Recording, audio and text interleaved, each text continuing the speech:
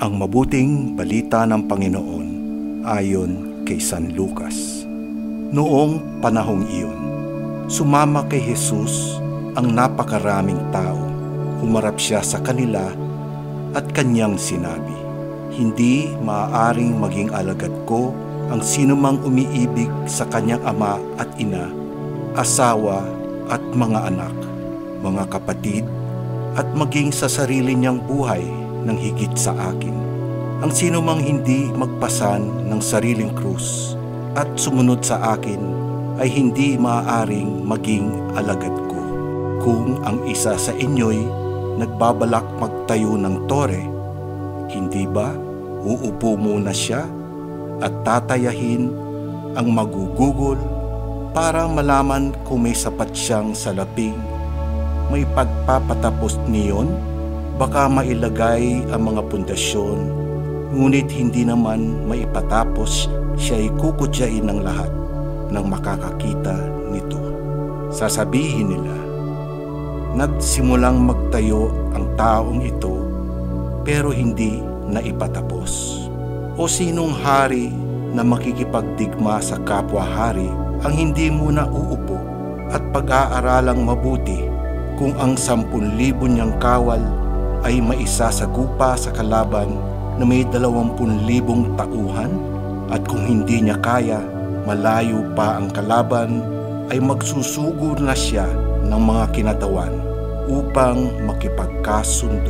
Gayon din naman, hindi maaaring maging alagad ko ang sinuman kung hindi niya tatalikdan ang lahat sa kanyang buhay."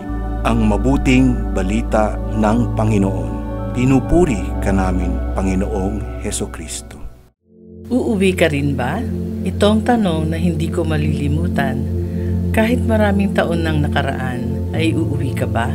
Habang nagtitipon ng mga provincial superiors at piling mga miyembro ng aming kongregasyon sa Roma para sa napaka-importanteng meeting sa aming kongregasyon, natanggap ko ang video call na ang aking ina ay nasa ospital at agaw buhay na siya. Ang tanong ng isang pari, uuwi ka ba? May isang pari na umuwi dahil may sakit ang kanyang ina? Ang sagot ko sa kanya, malayo ang Pilipinas at napaka-importante ang ating ginagawa rito. Kung ako'y uuwi, baka hindi ko na siya maabutan. At kung maaabutan ko man, hindi na ako makakabalik rito. Alam ng ina ko na ito ay priority ko ngayon. Bahala na ang Diyos.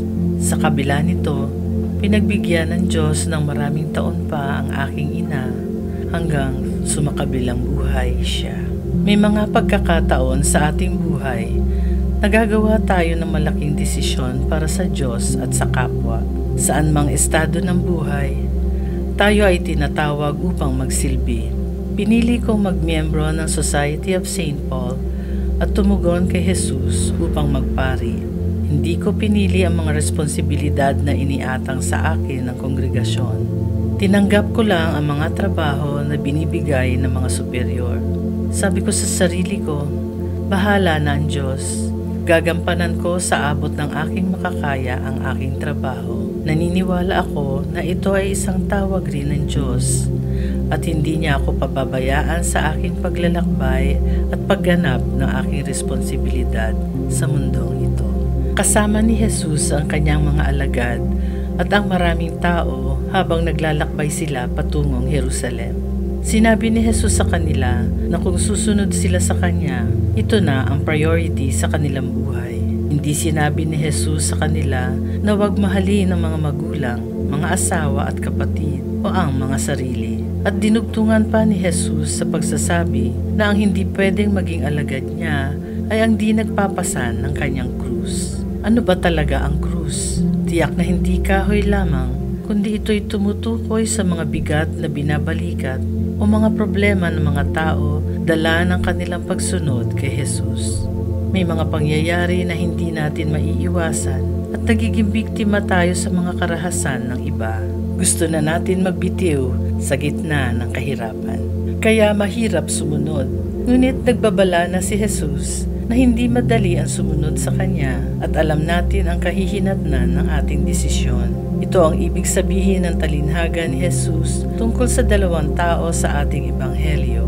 Pinaghahandaan nila ang kanilang ginagawa. Paghahandaan natin ang bagay na ating sisimulan at magpapatuloy hanggang sa matapos.